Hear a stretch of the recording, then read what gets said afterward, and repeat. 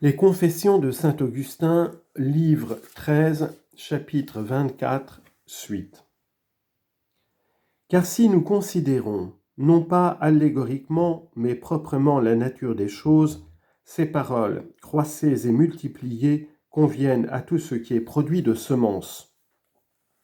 Mais si au contraire nous les interprétons figurément, ainsi que j'estime que ça a été plutôt l'intention de l'Écriture, qui n'attribue pas en vain cette bénédiction aux seuls poissons et aux hommes, nous trouverons bien de la multitude dans les créatures spirituelles et corporelles, comme dans le ciel et dans la terre, dans les âmes des justes et des injustes, comme dans la lumière et les ténèbres, dans les saints auteurs par qui Dieu nous a dispensé ses lois, comme dans le firmament établi au milieu des eaux, dans la société des peuples qui se laissent emporter à l'aigreur de leurs passions, comme dans une mer salée, dans les affections des âmes pieuses, comme dans une terre féconde, dans les œuvres de miséricorde qui s'exercent en cette vie, comme dans les plantes qui procèdent de semences, et dans les arbres qui portent fruit.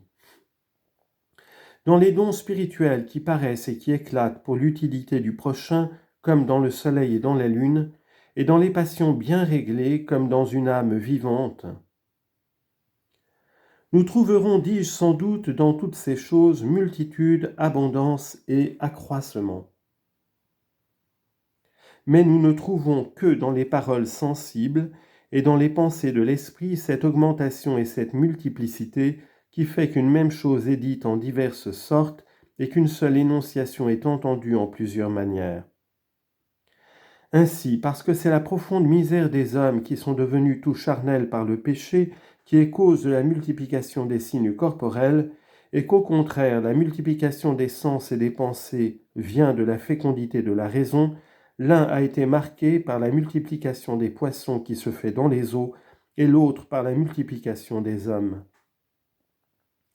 Ce qui me fait croire, mon Dieu, que vous avez dit aux uns et aux autres, croissez et multipliez, nous donnant, comme je pense, par cette bénédiction, le pouvoir d'exprimer en diverses sortes ce que notre esprit ne comprend qu'en une manière, et d'entendre en plusieurs manières ce que nous trouvons d'obscur dans votre écriture, encore qu'il ne soit énoncé que d'une sorte.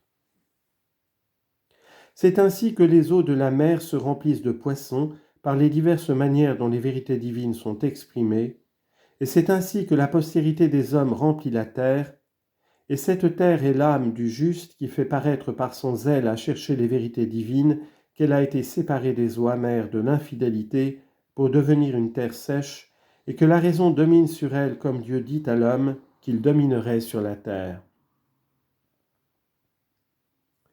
Chapitre 25. Les fruits de la terre se doivent entendre allégoriquement des œuvres de piété. Seigneur mon Dieu, je veux aussi dire quelle est ma pensée sur les paroles de votre Écriture sainte qui suivent celles dont j'ai parlé, et je le dirai sans crainte, parce que je ne dirai rien que de vrai, et que ce que vous m'avez inspiré, et que vous avez voulu que j'entendisse par ces paroles. Car comme vous êtes la vérité même, et que tout homme est menteur, je ne saurais croire que je dise vrai, sinon lorsque vous et nul autre m'inspirerait ce que je dois dire. Puis donc que quiconque parle de lui-même ne peut dire que des mensonges, je ne parlerai que par vous, afin de parler véritablement. Je considère donc, mon Dieu, que vous nous avez donné pour nourriture toutes les plantes qui viennent de graines et de semences, et qui sont répandues dans toute la terre, et tous les arbres qui portent des fruits, qui conservent leur espèce par leurs pépins ou par les noyaux qu'ils enferment, et que ce n'est pas seulement à nous que vous avez donné ces choses pour nourriture, mais aussi à tous les oiseaux du ciel, à tous les animaux de la terre et aux serpents même, mais non point aux poissons et aux baleines. Or je disais que ces fruits de la terre figurent par allégorie les œuvres de miséricorde qui, procédant d'une terre fertile et féconde, soulagent notre prochain dans les nécessités de cette vie. Telle était la terre du pieux Onésiphore, à toute la maison duquel vous fîtes miséricorde, à cause du soulagement et de l'assistance qu'il donnait à votre grand serviteur Paul, et parce qu'il n'avait pas eu honte de le révérer dans ses chaînes. Les fidèles et les disciples qui lui apportèrent de Macédoine de quoi le secourir dans ses besoins firent aussi la même chose et rapportèrent les mêmes fruits. Et nous voyons de quelle sorte ce grand apôtre plaint le malheur de quelques autres chrétiens qui, comme des arbres stériles, manquèrent de porter le fruit qui lui était dû lorsqu'il dit « Personne ne m'assista la première fois que je fus obligé de me défendre, mais tous m'abandonnèrent. Je prie Dieu qu'il le leur pardonne. » Car cette assistance est due au ministre de la parole de Dieu, de qui nous recevons l'instruction et l'intelligence des divins mystères. Elle leur est due en cette qualité, comme les fruits de la terre sont destinés à la nourriture des hommes, elle leur est due comme étant des âmes vivantes lorsqu'ils nous proposent par leurs bonnes œuvres les exemples que nous devons imiter pour vivre dans toutes sortes de pureté et de vertu.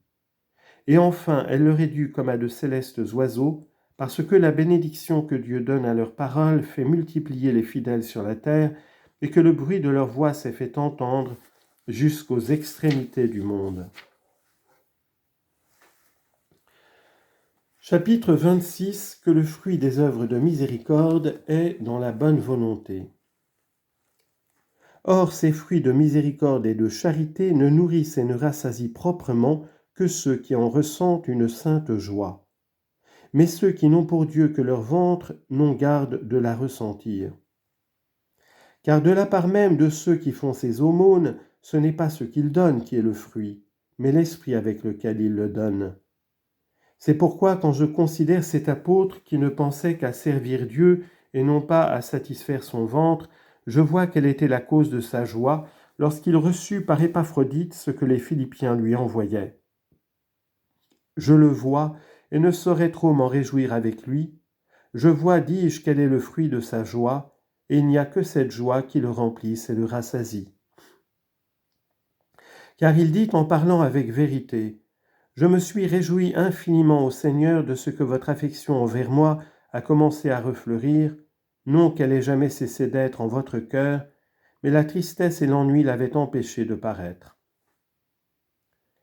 Ces Philippiens ayant donc été si abattus de tristesse, que comme des branches sèches et arides, ils avaient cessé de produire le fruit d'une si bonne œuvre, il se réjouit non pour soi de ce qu'il l'avait assisté dans son besoin, mais pour eux-mêmes de ce que leur charité avait recommencé à pousser ses fruits. C'est pourquoi il ajoute « Ce que je ne dis pas parce qu'il me manque quelque chose, puisque j'ai appris à me contenter de l'état où je me trouve. Je sais vivre dans le besoin, je sais vivre dans l'abondance, je suis accoutumé à tout et à tous ces événements. Je sais être rassasié et avoir faim. Je sais être dans l'abondance et souffrir la nécessité, et il n'y a rien que je ne puisse en celui qui me fortifie. De quoi donc vous réjouissez-vous, ô grand Paul? De quoi vous réjouissez-vous? De quoi vous nourrissez-vous, ô homme divin, que la connaissance de Dieu a renouvelé à l'image de celui qui vous a créé? Ô âme vivante et remplie de tant de vertus, ô langue qui, comme un oiseau, volait par toute la terre pour annoncer ces sacrés mystères. Car c'est à de semblables âmes qu'une telle nourriture est due. Dites-nous donc, je vous prie, de quoi vous nourrissez-vous? De joie, me répondra-t-il. Car écoutons ce qu'il dit ensuite. Certes, vous avez très bien fait de prendre part à mes souffrances. Il se réjouit donc et se nourrit de ce qu'ils ont fait ce bien, et non pas de ce qu'il a eu quelque relâche en ses souffrances, lui qui chantait avec le psalmiste, « Vous avez fait respirer mon cœur dans l'affliction », et qui, étant soutenu de vous par le courage que vous lui donniez, savait se conduire avec une égale vertu et dans l'abondance et dans la nécessité.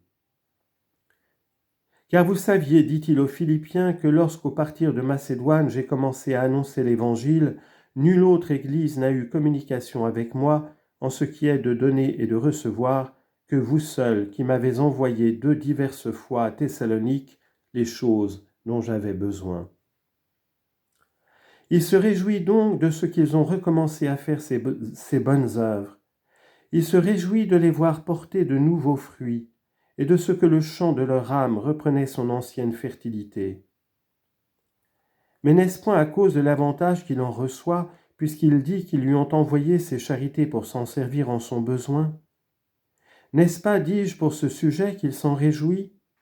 Non, certes. Et comment le savons-nous? Parce que lui-même ajoute, non pas que je me soucie de ce que vous m'avez donné, mais parce que je désire que vos âmes produisent des fruits en abondance. J'ai appris de vous, mon Dieu, à mettre distinction entre le don et le fruit. Le don est la chose même que donne celui qui nous assiste en nos besoins, comme peut-être l'argent, la nourriture, le breuvage, le vêtement, le couvert et autres sortes d'assistance. Le fruit est la bonne et sincère volonté de celui qui donne. Car notre divin Maître ne nous dit pas seulement « celui qui reçoit un prophète », mais il ajoute « en qualité de prophète », ni celui qui reçoit un homme juste, mais il ajoute « en qualité d'homme juste ». L'un recevra la récompense du prophète et l'autre celle de l'homme juste. Il ne dit pas seulement « celui qui donnera un verre d'eau froide au moindre de ceux qui sont à moi », mais il ajoute « en qualité de mon disciple ». Et c'est sur cela qu'il dit ensuite, « En vérité, je vous dis qu'il ne perdra pas sa récompense. » Dans tous ces exemples, le don est de recevoir un prophète, de recevoir un homme juste et de donner un verre d'eau fraîche à un disciple. Et le fruit est de faire ses actions en considérant ces personnes en qualité de prophète, de juste et de disciple. Élie recevait de la veuve le fruit dont il était nourri parce qu'elle savait qu'elle nourrissait un homme de Dieu et que c'était pour cela qu'elle le nourrissait. Mais il ne recevait du corbeau que le don dont il était nourri. Et ce n'était pas l'homme intérieur qui était nourri de ce qu'apportait ce corbeau, mais seulement l'extérieur, comme c'était lui seul qui serait tombé dans la défaillance faute de cette nourriture.